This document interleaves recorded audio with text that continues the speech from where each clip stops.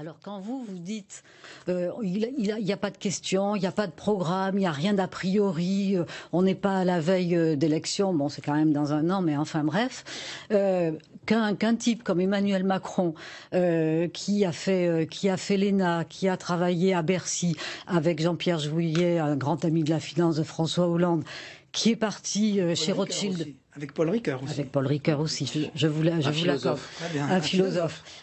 Qui est devenu associé gérant chez Rothschild, qui a pour ça piloté une très grosse opération pour Nestlé, avec le rachat d'une filiale de Pfizer avec 9 milliards d'euros. Qui lui ont rapporté 2 millions d'euros en 2 mois. La personnalité d'Emmanuel Macron n'est absolument pas neutre.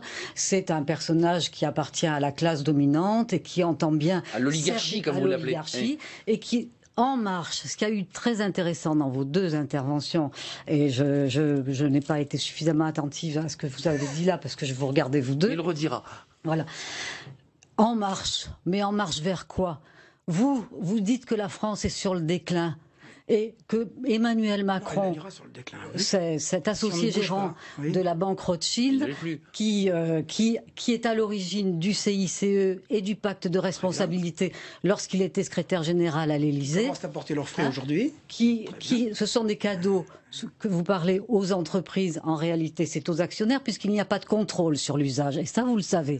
Donc au total, vous nous présentez, pour moi, ce qui est une stratégie de communication, un homme tout propre sur lui, qui va au-devant des Français, sans programme, sans question.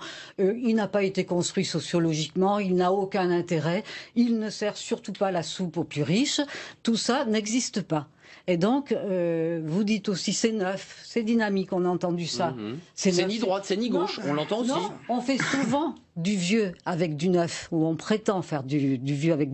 Pour moi, c'est une régression sociale. On fait du neuf avec du vieux. Oui, du neuf avec du vieux. Voilà, c'est ce que vous vouliez dire. Aujourd'hui, je termine juste, parce que aujourd'hui, ce que fait Emmanuel Macron et ce que vous faites en l'accompagnant comme ça, avec autant de conviction, c'est extraordinaire, parce que jamais l'idée du partage des richesses n'est là.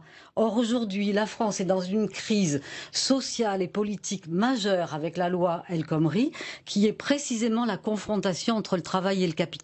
C'est-à-dire, ce qui est aujourd'hui en jeu en France, c'est le partage des richesses. Et c'est pourquoi il y a tant de grévistes, pourquoi ils sont si déterminés.